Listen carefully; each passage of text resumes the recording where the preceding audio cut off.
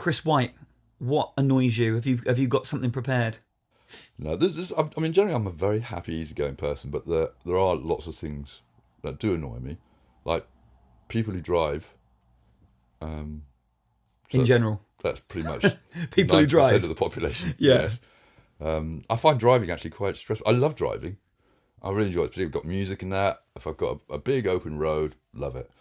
I have to commute every day into Exeter, into the city centre. And why are people such arseholes when they get behind the wheel of a car? Suddenly there's no politeness, there's no niceties. People are just absolute bastards. Yeah. And I don't get it. And I think we don't realise how much driving stresses us out. Because we do it all the time, we do it every day. Yeah. It's a bit like being tapped on the head very gently with a hammer.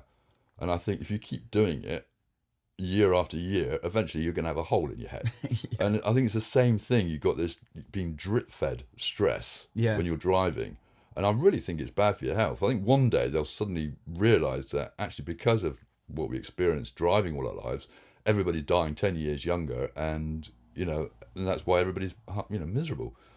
But so yeah, that's one thing that annoys me is people who drive. I'm totally with you on that. One of my annoyances on a previous episode was lack of courtesy, and I did spatial awareness in the same one. Spatial awareness annoys me as well. People with no spatial awareness. Exactly. When you try to walk past somebody, and they're like looking around, and they don't see you. You're 6'2", you're looking over their shoulder, and they don't know you're there. And then when they do notice you there, they look at you as if to say, "My goodness, where did you come from?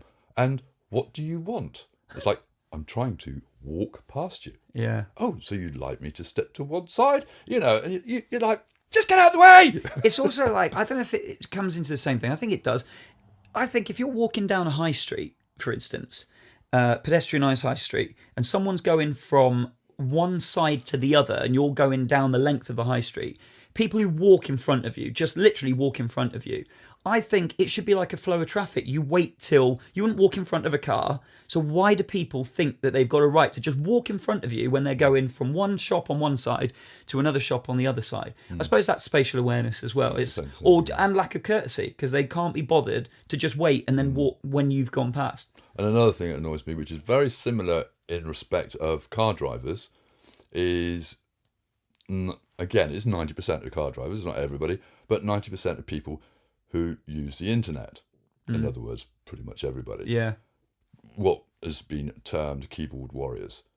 Why are people who suddenly go onto social media and they get into debate about politics or whatever, anything, suddenly turn into complete arseholes? Yeah. People say things on the internet they would never say face to face. Just like people drive on the road in a way that they would never treat people if they met face to face on the pavement. People. Why do people change like that? Why can't people be nice to each other? Yeah. I don't understand it. And what changes them? Why does anonymity?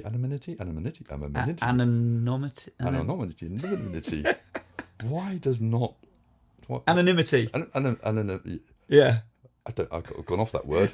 Gone right off it. Choose another word. Yeah, I can't think of another one. I need a synonym. Cinnamon. A synonym.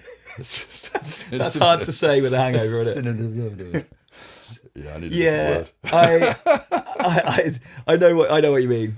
But I don't know why people are like it. Maybe it is because it gives them that safety. They're in a car, no one can get to them. They're behind a computer in their house, so they can say what they want because no one's going to... But does that mean that is their genuine selves coming out when they're behind a computer or behind the wheel? Does that mean actually 99% of people are complete bastards? But they put on a polite, nice front simply out of self-preservation because they don't want to get punched.